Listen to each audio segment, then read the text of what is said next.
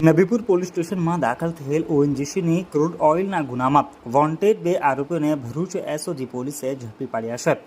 Police inspector એ ચૌધરી નાઓએ પોતાની ટીમને ATS charter મુજબની કામગીરી તેમજ ક્રૂડ ઓઇલ પાઇપલાઇનમાંથી પંક્ચર કરીને ઓઇલ ચોરી કરી નાસ્તા ફરતા વોન્ટેડ આરોપીઓને ઝડપી પાડવા સૂચના આપી હતી। ગત તારીખ 10/10/2024ના રોજ નબીપુર પોલીસ સ્ટેશન ખાતે વિવિધ કલમો હેઠળ ગુનો દાખલ કરવામાં આવ્યો હતો। જે ગુનાની તપાસના કામે સદર ગુનામાં સંડોવાયેલ વોન્ટેડ આરોપીઓ અલગ અલગ જિલ્લામાં છુપાઈ પોલીસ ધરપકડથી બચવા નાસ્તા ફરતા હોય, જેથી એસઓજી ભરૂચ સ્ટાફની અલગ અલગ ટીમો બનાવી ટેકનિકલ અને હ્યુમન સોર્સથી ઊંડાણપૂર્વકની તપાસ કરી વોન્ટેડ આરોપી મળી આવતા આરોપીના નામઠામની ખાતરી કરી આરોપીઓને ગુનાના કામે અટક કરવામાં આવેલ છે।